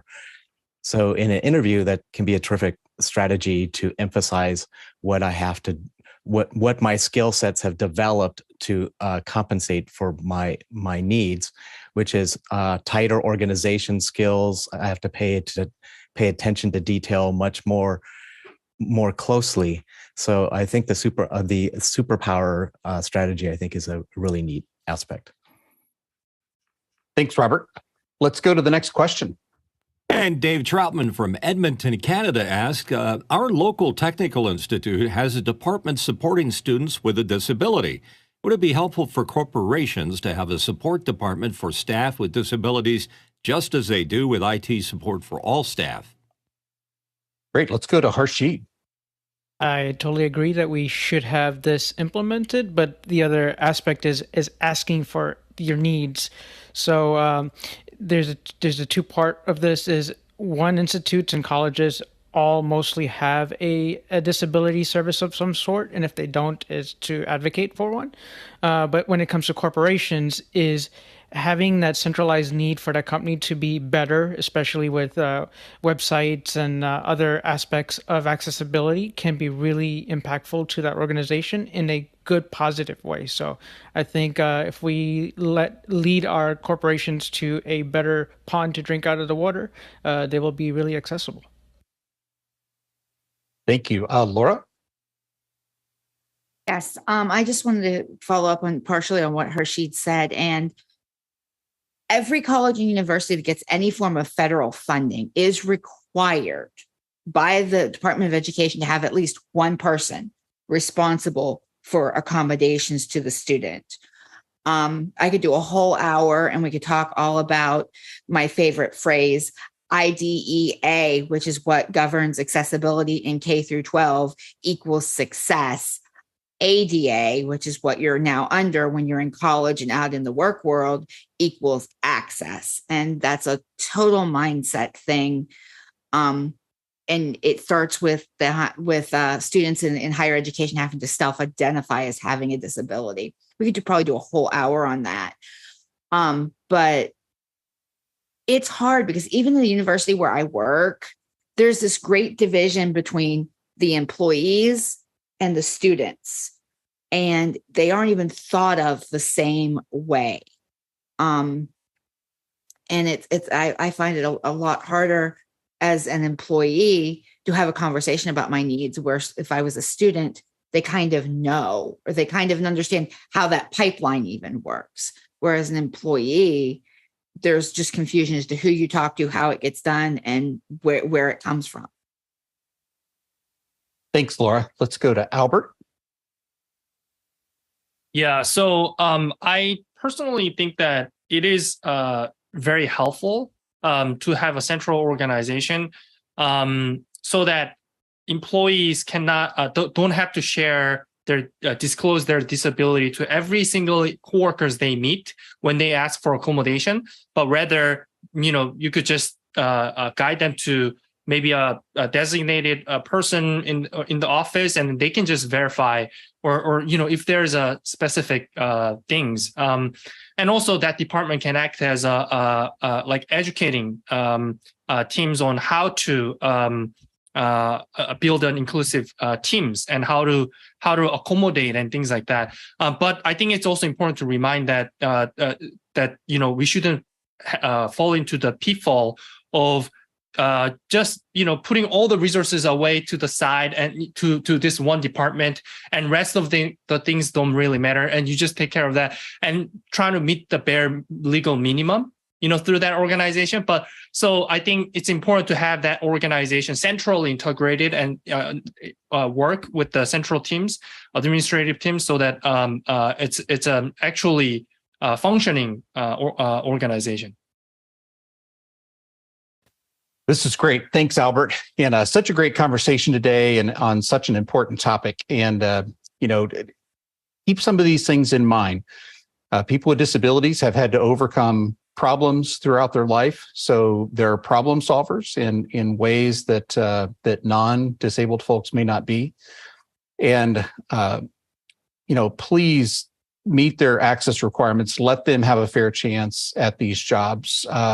In the best case scenario, you should be asking candidates what their needs are for applying for the job and in the workplace, as opposed to them having to come to you and ask. It'd probably be a great idea to add that in your standard verbiage. If you have any requirements, please reach out. So keep these things in mind. So many great points to talk that were discussed today. And we look forward to just more conversations. Next week, we're going to come back and we're going to kind of review topics to talk about in the future for Accessibility Saturday. So please come and join us next week. Of course, join office hours throughout the week. Check out the topics there. Subscribe to the email if you haven't already. We want to thank our crew today. As always, just keeping this show running and hopping. Thanks to the producers for all the questions. So many great questions. We of course had some left on deck, and we'll get to those at some point. We're going to save these questions because they were really great. And to the panelists for being a part of this today. Just so many great conversations. Thank you so much for that. And just for some reference, as we traverse these questions today, we traveled 37,448 miles. That's over 60,000 kilometers. And for a good scale, that's about 298 million bananas that we traveled today. So thank you, everyone. Thanks to our interpreters today. You're, as always, just such a great job in keeping this show accessible. We appreciate you being here. And thanks to everyone. Keep joining us on Accessibility Saturdays and throughout the week. Have a good day.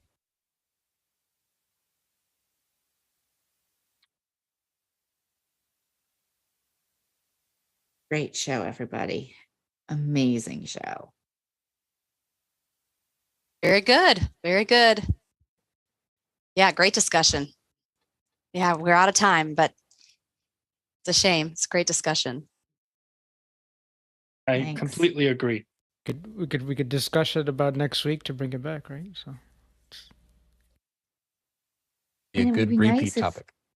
Yeah, it would be. And also we could actually chunk it down a little bit too and break it down into, how do you search for a job versus what do employers need to know? Yeah, that's good. okay, so Brendan and I are going to get hired next. That's what's going to happen. Yep, 8 months. Yep.